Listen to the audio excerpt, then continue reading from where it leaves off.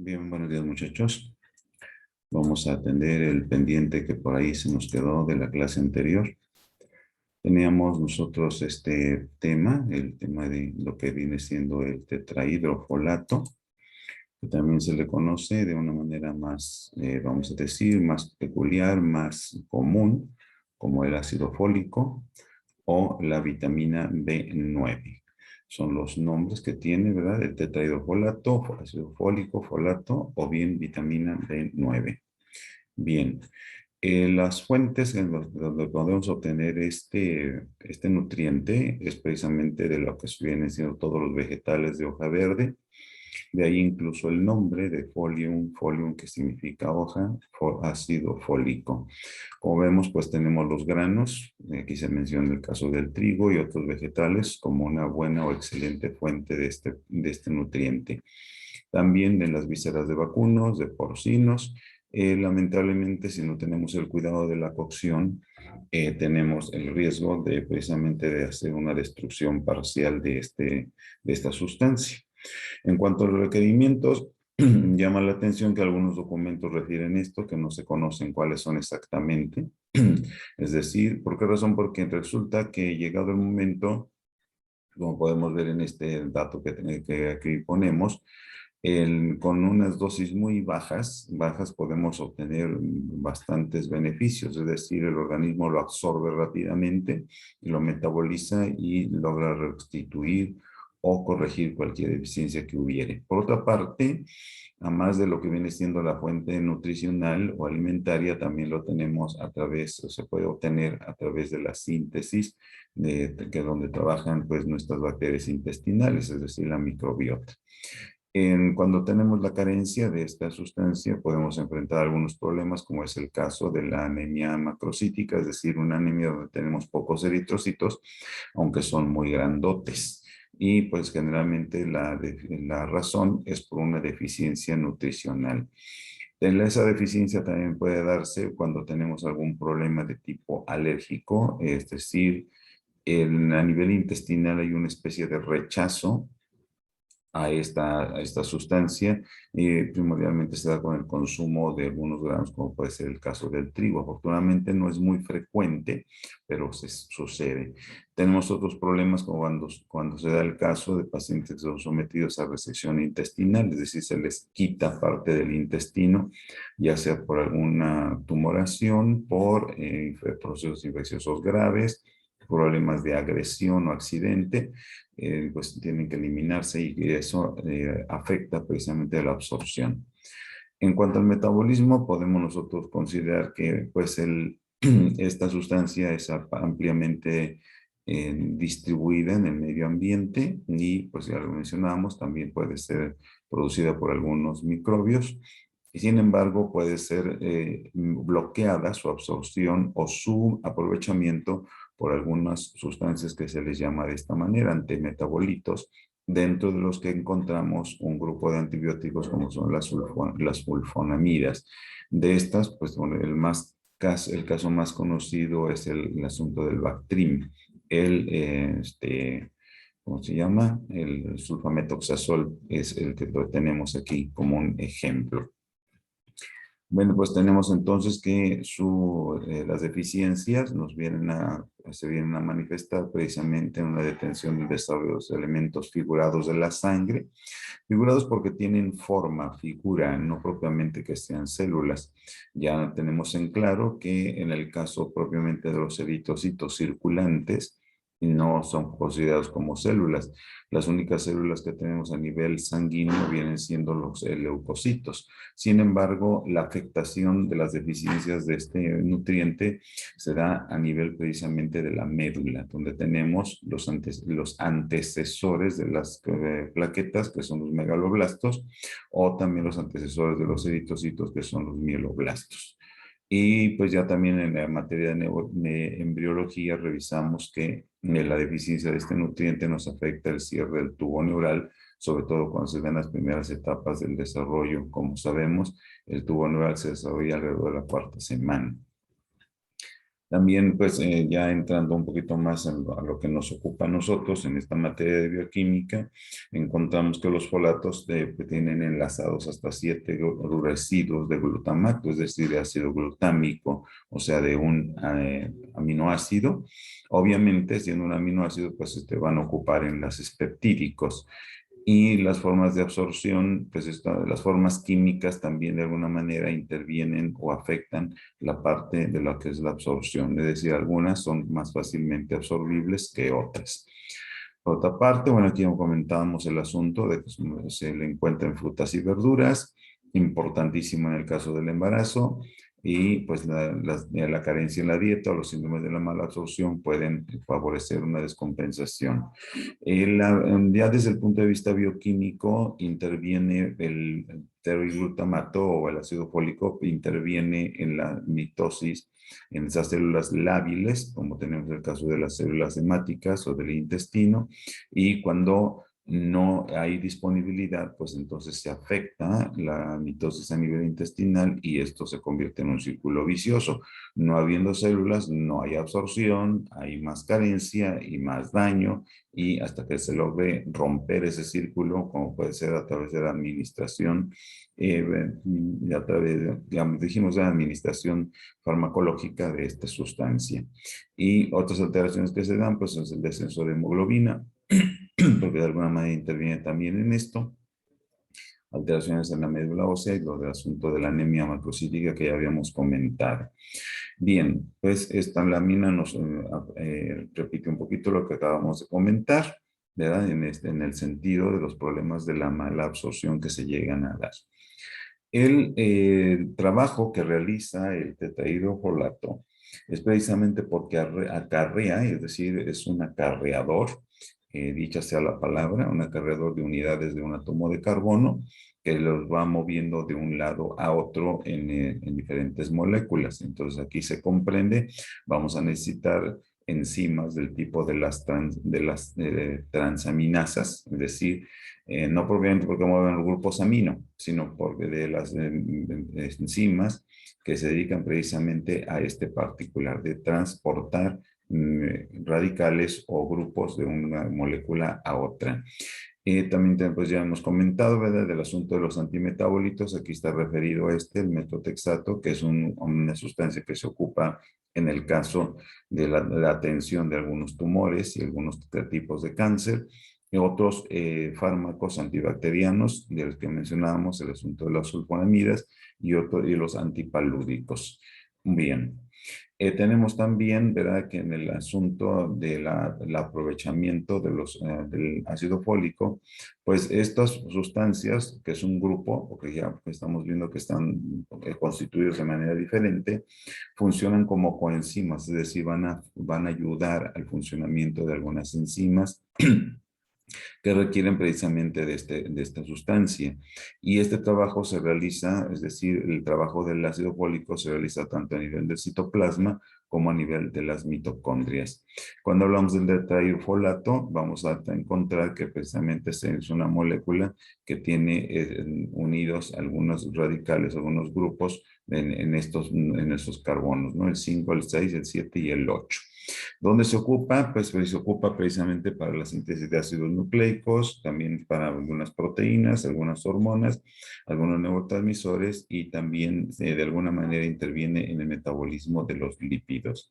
Si queremos encontrar, pues aquí está el asunto de las fórmulas, ¿verdad? El ácido tetraidofólico, el N10-formil tetraidofolato, que se encuentra en diferentes grados de oxidación, para formar precisamente, aquí tenemos 1, 2, 3 tipos de moléculas diferentes que de alguna forma intervienen en el metabolismo. Queremos conocerlas, pues aquí las tenemos, ¿verdad? Cómo es que se van formando y cómo también intervienen en la síntesis de algunos aminoácidos, ¿no? Aquí tenemos el caso de estos que están referidos para tenerlos como un punto de información. Por otra parte, pues aquí tenemos más o menos cómo es que se lleva a cabo el metabolismo y donde intervienen algunas enzimas precisamente para ayudar a mover esos grupos de un átomo de carbono moverlos de una molécula a otra y donde interviene como un transportador precisamente el tetrahidrofolato. Aquí tenemos los grupos que mueven, el grupo metil, el metilén, el grupo metenil, el grupo formil y el grupo formimino. Todos estos tienen su presencia de átomos de carbono, ¿verdad? Y la función en la que intervienen, como en este caso el metilén en la síntesis de timina que es una de las bases nitrogenadas que se ocupan para los ácidos nucleicos, la síntesis también de adenina y también en su momento de guanina, o sea, volvemos al asunto de los ácidos nucleicos, ¿verdad? Que estos son cuestiones pues, importantes en otro sentido. Hay que tomar en cuenta en el caso del ácido fólico esto que se llama la trampa del folato. ¿En qué consiste? En lo siguiente, que si nosotros llegásemos, o la persona llegase a tener deficiencia de vitamina B12, y entonces no se absorbe el folato. O es decir, aunque haya folato y tengamos folato a nivel intestinal y tengamos también suficiente longitud y salud a nivel intestinal, si hay deficiencia de vitamina B12, no se absorbe. A eso es a lo que se le llama trampa del folato. Y lo describimos así. La deficiencia de vitamina B12 da como resultado la deficiencia de folato funcional. Notemos, no es de ingesta, no es de disponibilidad, es de que no se puede absorber y es por la carencia precisamente de la otra vitamina. Nos debe quedar en claro, jóvenes, que las vitaminas y todas las moléculas que estamos trabajando, aquí las separamos para estudiarlas así de manera aislada, pero ya a nivel metabólico funcionan de una manera coordinada. Una entra y otra sale y así se van echando la mano, como quien dice, para que puedan cumplir con su función. Bien, pues esto es la cuestión del ácido, de la deficiencia en este sentido de la trampa del folato. Vean, ya esto lo comentamos, ¿verdad? La importancia de la vitamina B12 en el metabolismo del ácido fólico y también la importancia de donde el ácido fólico pues trabaja a nivel de lo que viene siendo el citoplasma como también a nivel de la mitocondria. Cambiando de tema, tenemos el metabolismo de la creatina y la creatinina. La molécula que más conocemos es la creatinina, que es uno de los analitos que se revisan precisamente en los estudios básicos de una química sanguínea. Bueno, la creatinina es un resultado, es un desecho, pues, no enzimático de la creatina y la fosfocreatina. Me parece un juego de palabras, pero entonces, ¿qué es la creatina? La creatina es una sustancia, pues, que es producida por los riñones, el páncreas, el hígado, y es un derivado de los aminoácidos. También hemos de considerar, más adelante viene otra lámina, donde la cantidad de creatina que existe en el organismo está en relación directa con la masa muscular de la persona. Esta creatinina, que ya dijimos es el desecho de la creatina, se puede estudiar a nivel de laboratorio, precisamente en orina, y pues por ahí podríamos tener quizá la experiencia de algún familiar, conocido o amigo, o uno mismo, donde nos han pedido que juntemos la orina de 24 horas, después vayamos con nuestro garrafonzote, ¿verdad?, al laboratorio para que lo estudien. Ya los químicos tienen sus propios parámetros, fórmulas con las que tienen que sacar lo que viene siendo la depuración de creatinina en orina de 24 horas. ¿Cómo se obtiene la creatina? La creatina se obtiene por la síntesis de 3 aminoácidos. Entran lo que es la arginina, la glicina y la metionina.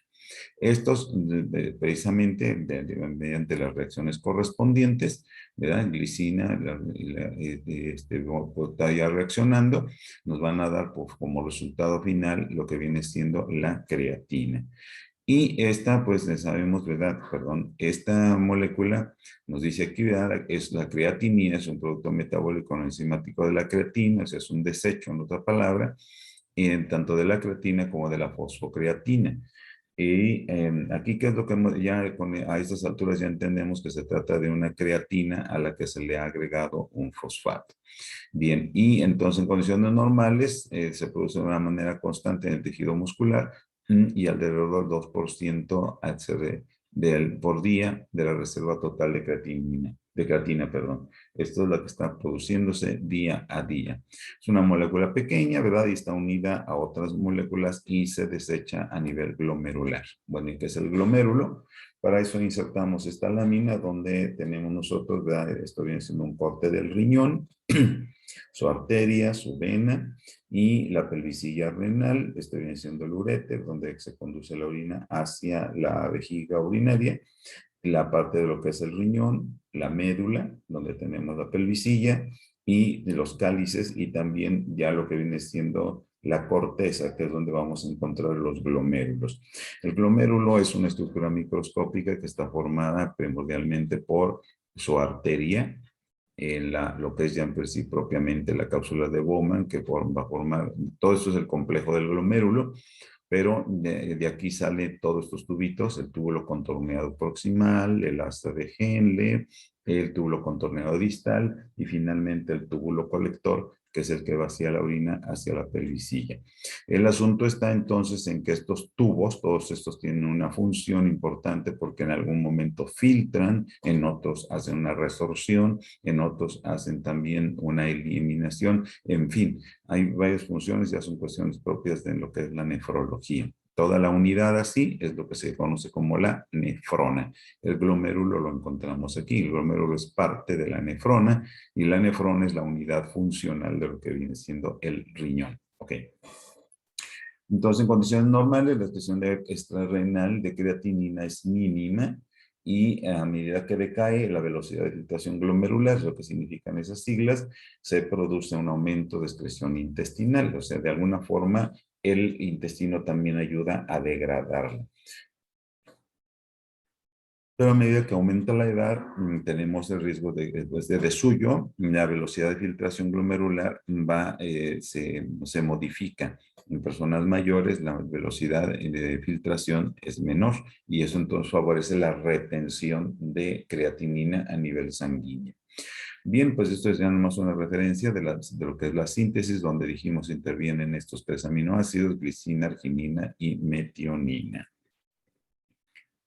En la masa muscular que existe en una persona está relacionada precisamente con la cantidad de creatinina que se produce. Es decir, a mayor masa muscular, mayor cantidad de creatinina producida por día. Por lo mismo también se tiene que desechar. No, por otro lado, también hemos de considerar que la creatina puede existir de una manera, vamos a decirlo, libre, o bien unida al fósforo en forma de fosfocreatina. Y de esta manera, pues al hacer la fosfocreatina, no olvidemos que cuando hay la presencia de fósforo en una molécula, esta molécula se convierte en una molécula altamente energética. De ahí que la fosfocreatina, pues la vamos a encontrar primordialmente a nivel de músculo y llegado el momento se produce, se aprovecha, perdón, sobre todo en parte en lo que viene siendo la actividad contráctil, para tenerlo aquí presente. Esto es en cuanto a lo que teníamos preparado para el tetrahidrofolato y lo que es el metabolismo de la creatina. Por otra parte, tenemos también, a ver, aquí tenemos el otro tema, es precisamente el asunto, vamos a compartir, parece que se nos perdió el documento. Permítame un momentito. Tenemos algo más que es conveniente revisemos en esta oportunidad y es precisamente el metabolismo de los nucleótidos. Permítame para compartirles la imagen. Aquí vamos y acá está. Bien. El metabolismo de los nucleótidos, aquí vamos a tomar muy en cuenta, ya nos hemos de tener en memoria que los nucleótidos pues son precisamente los monómeros, es decir, las bases estructurales de lo que vienen siendo los ácidos nucleicos. Son biomoléculas, aquí estamos viendo algo más también como una ampliación, biomoléculas que participan en funciones metabólicas diversas, como es el caso de la energía, la síntesis de proteínas, regulación de actividad enzimática y la transducción de señal. O sea, tienen funciones diversas, aparte, aunque aquí no aparece, tenemos la cuestión de la estructura de los ácidos nucleicos. Nucleótidos, pues. Los nucleótidos son biomoléculas que están unidas a vitaminas o derivados de vitaminas y en este caso también vienen siendo precursores de coenzimas. Son principales donadores y receptores del grupo fosforilo. Notemos, esto es muy diferente al asunto del ácido fólico. El ácido fólico dona, mueve precisamente grupos de un solo carbono, grupo como el grupo metilo, pero aquí estamos hablando de un grupo diferente, el grupo fosforilo, ¿sí? Donde vamos a encontrar primordialmente la presencia de fósforo. Y ya nos queda claro que los nucleósidos, pues el trifosfato o difosfato, son principales transductores de energía. En este caso, ya tenemos aquí, pero cuando tenemos la presencia del fósforo, sean 2 o 3 grupos fosfato. Esto es importante desde el punto de vista energético. Aquí va a ser necesario que tomemos en cuenta que los nucleótidos también pueden estar enlazados, o sea, unidos a lípidos o unidos a carbohidratos. Y son de esta manera intermediarios importantes, como por ejemplo sucede en este caso. Notemos, tenemos derivados del uridín difosfato glucosa o el uridín difosfato galactosa. Estos son carbohidratos, la terminación osa nos los identifica de manera directa, y aquí entendemos que están unidos a un uracilo, ¿verdad? Y dos grupos fosfato.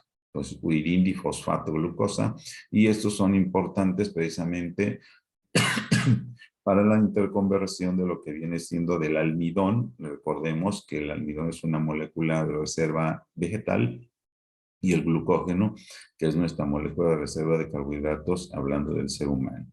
También aparece como importantes derivados lipídicos, como es el caso del citidín difosfato acilglicerol, ¿verdad? Aquí tenemos la citidina, ¿verdad? Que va a estar unida y con esta otra molécula, el acilglicerol, que ya lo conocimos hace 2 semanas, y de esta manera funcionan como intermediarios en la síntesis de los lípidos.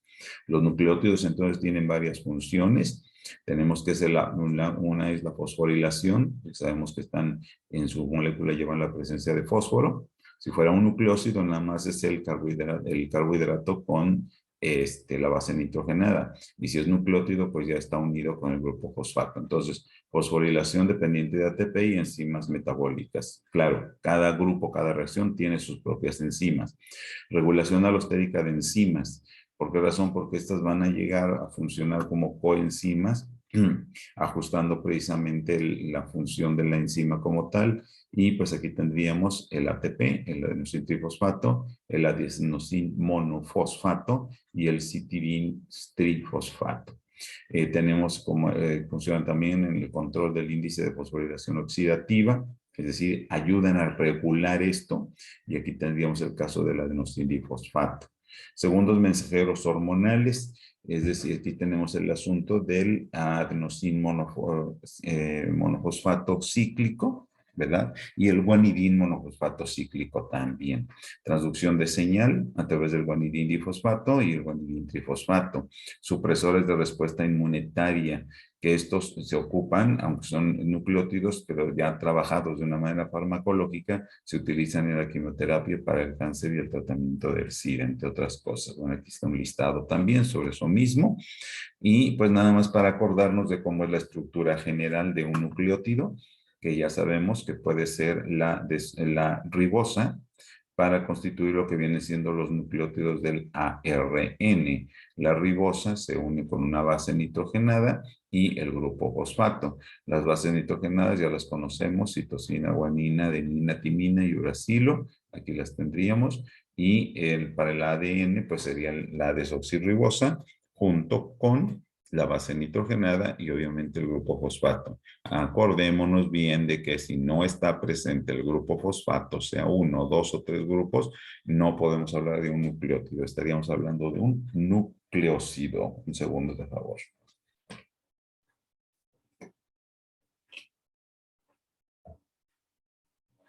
Agradezco. Bien, tenemos entonces aquí las 5 bases nitrogenadas.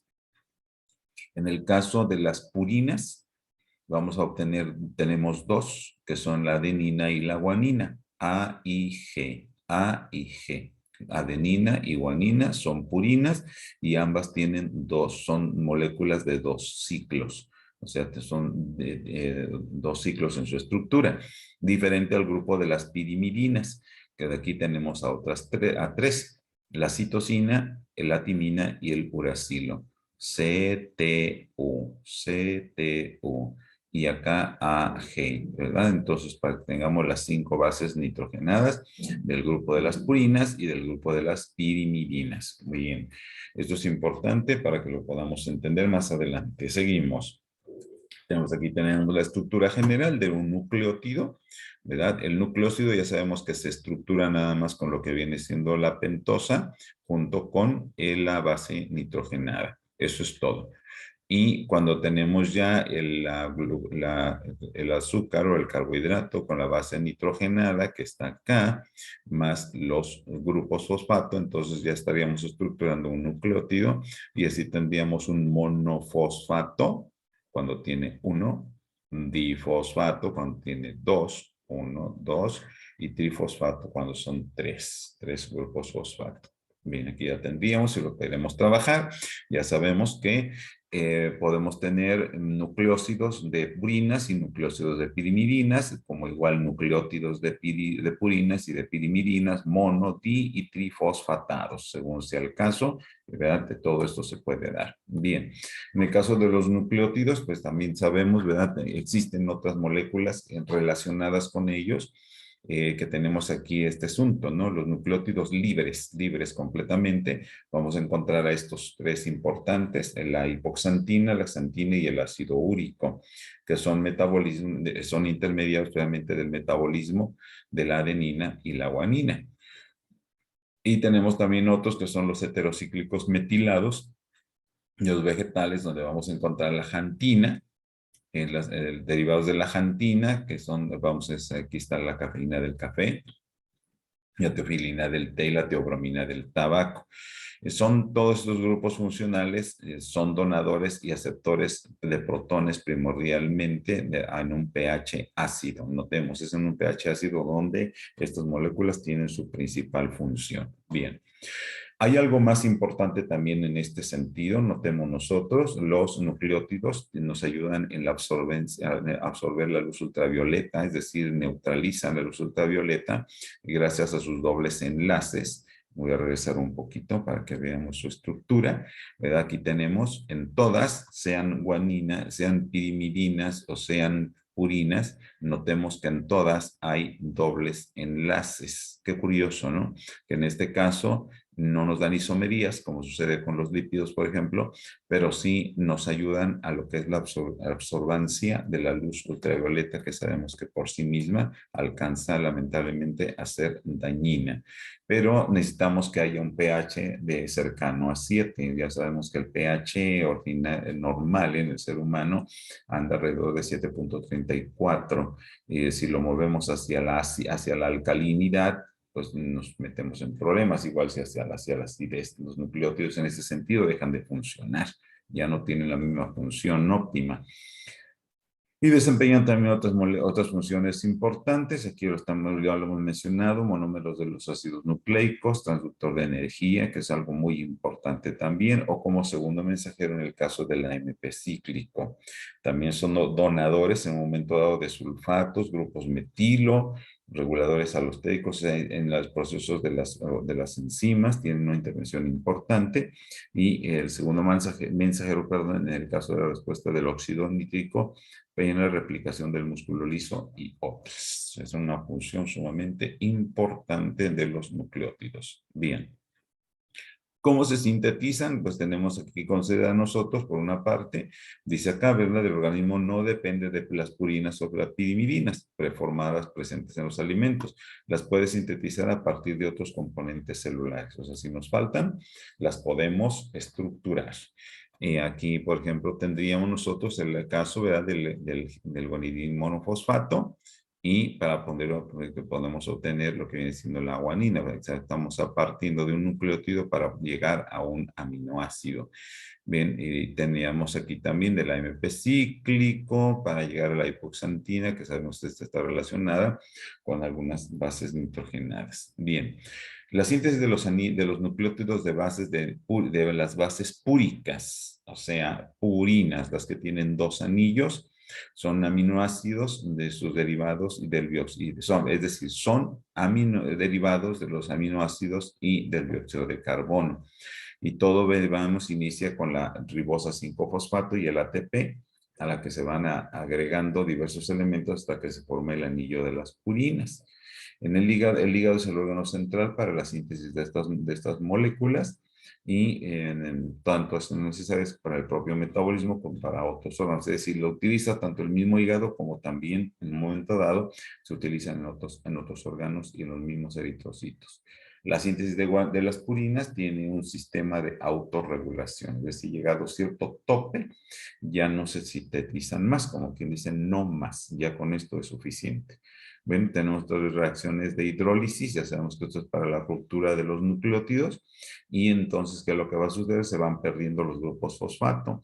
Así tendríamos, por ejemplo, lo que ya conocemos, partiendo de un ATP, se le quita un grupo, nos queda un ADP, le quitamos otro y nos queda el AMP, y ese, pues también podemos quitárselo, y pues ya nos quedaríamos nada más con el nucleósido, ¿no? Sin fosfato. Correcto.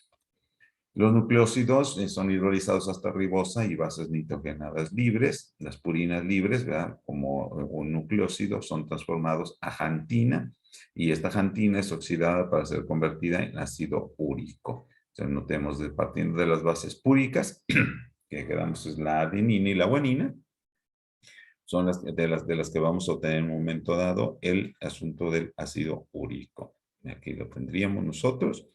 El caso de lo que es la adenina, ¿verdad? Es como se trabaja para formar una adenosina, que es una molécula diferente, y finalmente poder obtener el nucleótido. O sea, puede quedarse como una amina nada más o avanzar hasta formar el nucleótido.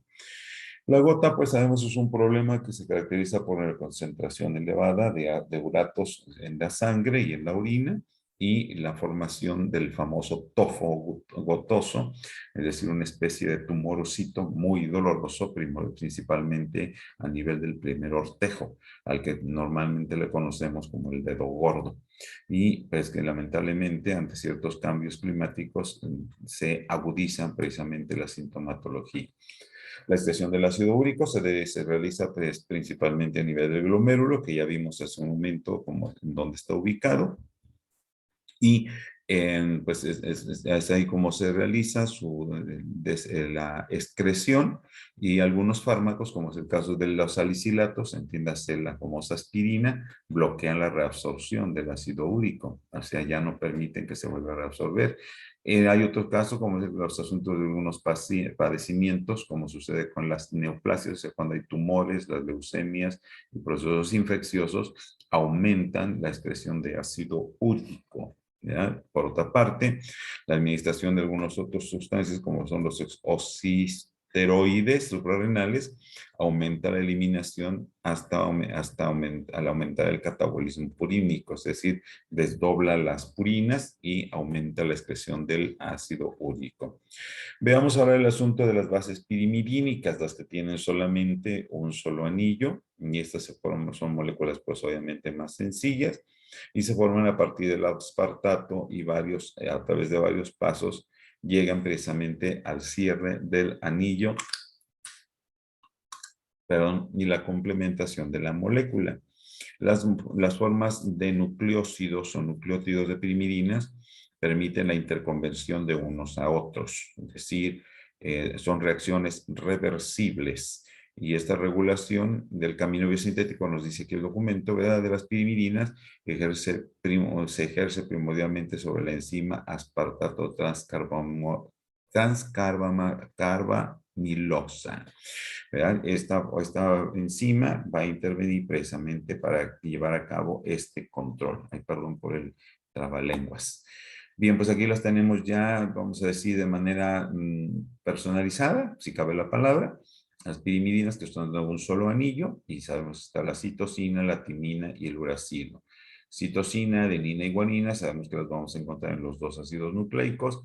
Sin embargo, de estas tres pirimidinas, solamente lo que viene siendo la citosina y la adenina en ADN, citosina y uracilo en ARN. Y acá están pues las bases púricas que ya quedamos, son de 2 anillos y vienen siendo la adenina y la guanina. El uracilo, ya tenemos aquí, se convierte también en beta-alanina, que se fragmenta en amoníaco, dióxido de carbono y acetato.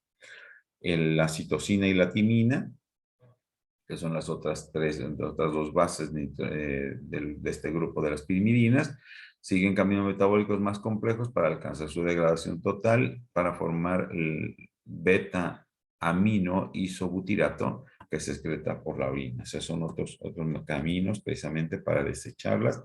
¿Por qué razón? Porque una vez que ya se degradaron, pues ya lo que ha quedado de ellas pues no tiene razón de seguirla guardando. Hay que desecharla, más o menos el caminito, cómo es que se lleva a cabo esta cuestión del desecho. En la cuestión de los nucleótidos también podemos nosotros comentar algo de manera complementaria. La timidina no es timina. Esta es una molécula modificada. Dice acá, ¿verdad? Las bases nitrogenadas de ácidos nucleicos son 5, que ya las conocemos, de las bases púricas, adenina y guanina, y de las pirimidínicas, citosina, uracilo y timina. Cuando la base nitrogenada se une a una pentosa, se forma un nucleósido. Esto ya lo conocemos, ¿verdad? La base nitrogenada más, en este caso, la ribosa.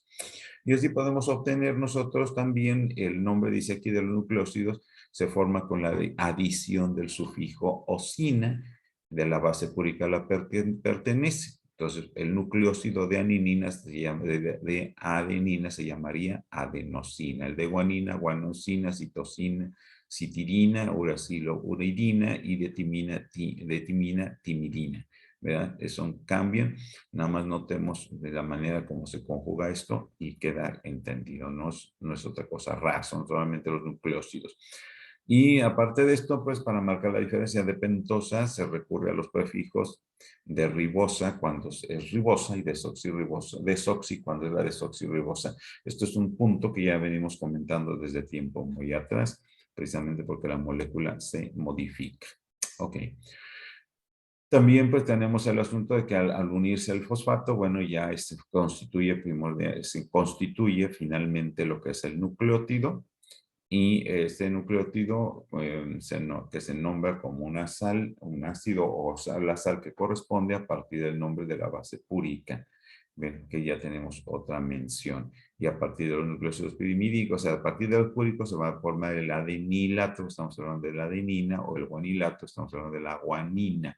Citirilato de la citirina, el uridilato del uracilo y el timidilato de la timina. Bien, pues eso ya es la cuestión de que se van formando con el 2, 3